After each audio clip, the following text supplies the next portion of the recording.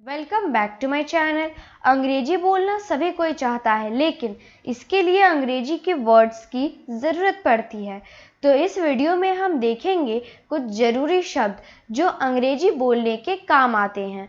तो हमारा सबसे पहला वर्ड है तीर्थयात्री, यानी कि पिलग्रिमेज। क्या है? पिलग्रिमेज का मतलब होता है तीर्थयात्री। इसका सेंटेंस है many pilgrimages go to Badrinath every year, यानी कि बहुत सारे तीर्थयात्री गो टू जाते हैं। कहाँ जाते हैं? बद्रीनाथ जाते हैं। कब? एवरी ईयर, हर साल। यानी कि बहुत सारे तीर्थयात्री बद्रीनाथ जाते हैं हर साल। हमारा अगला वर्ड देख लेते हैं फटाफट से। क्या है? अपर्याप्त, यानी कि इनसफिशियंट। इनसफिशियंट का मतलब होता है अपर्याप्त। Taking insufficient oxygen is dangerous for health. Taking, लेना, इनसफिशियंट, अपर्याप्त ऑक्सीजन, तो क्या कहता है कि अपर्याप्त हवा लेना इज डेंजरस, हानिकारक है, या फिर कह सकते हैं नुकसानदेह है, या फिर इसका अगर आप परफेक्ट तरीके से ट्रांसलेशन करना चाहते हैं तो कुछ इस तरह से कहेंगे कि अपर्याप्त हवा बहुत ज़्यादा खतरनाक है हमारी सेहत के लिए। तो चलिए हमारा अगला वर्ड क्या है ये जानने से पहले हम लोग यहाँ पर जान लेते हैं। हेल्थ का मतलब होता है सेहत, डेंजरस का मतलब होता है खतरनाक। चलिए अब हम लोग हमारा अगला वर्ड देख सकते हैं। प्रतियोगिता, यानी कि कॉन्टेस्ट। कॉन्टेस्ट का मतलब होता है प्रतियोगिता।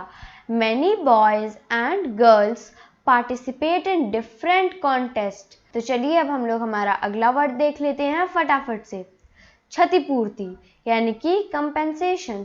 कंपेंसेशन का मतलब क्या होता है? क्षतिपूर्ति।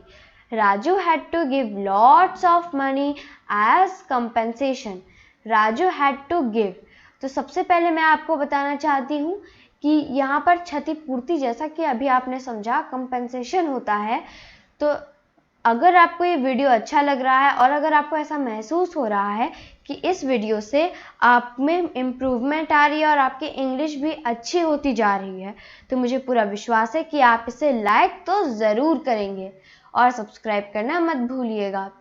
तो चलिए अब मैं आपको इसका प्रॉपर यूज़ बता देती हूँ क्षतिपूर्ति का, और ये समझने के लिए सबसे पहले हमें सेंटेंस को समझना होगा, या फिर कह सकते हैं एग्जाम्पल समझना होगा। Raju had to give lots of money as compensation. Raju had to give, जैसे यहाँ पर एक एग्जाम्पल मैं आपको बताती हूँ, जैसे कि आई हैव टू गो, मुझे जाना है, इसे हमेशा याद रखिएगा। तो आप आसानी से बता सकते हैं हैव, हैज़ और हैड के बाद अगर V3 या फिर कह सकते हैं V1 लगता है, जैसे कि आई हैव टू गो, मुझे जाना है। उसी तरह से Raju had to give, Raju को देना था, क्योंकि हैड है, पास्ट टेंस, था, थे, थी, आसान है। राजू को देना था लॉट्स ऑफ मनी, बहुत सारा पैसा, एज कंपनसेशन, तो कैसे? तो क्या कहता है कि राजू को बहुत सारा पैसा देना था क्षतिपूर्ति के रूप में। ओके, राजू को बहुत सारा पैसा क्षतिपूर्ति के रूप में देना था।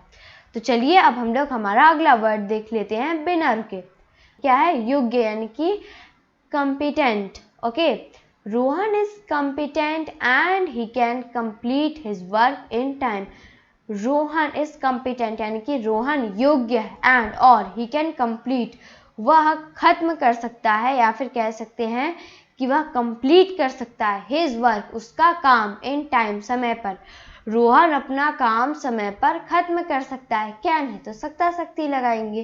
तो चलिए अब हम लोग हमारा नेक्स्ट वर्ड देख लेते हैं फटाफट से। मोह लेना, यानी कि मोह लेना का मतलब क्या होता है? फैसिनेट। फैसिनेट का मतलब क्या होता है? बिल्कुल सही, मोह लेना। The beauty of this flower is able to fascinate everyone.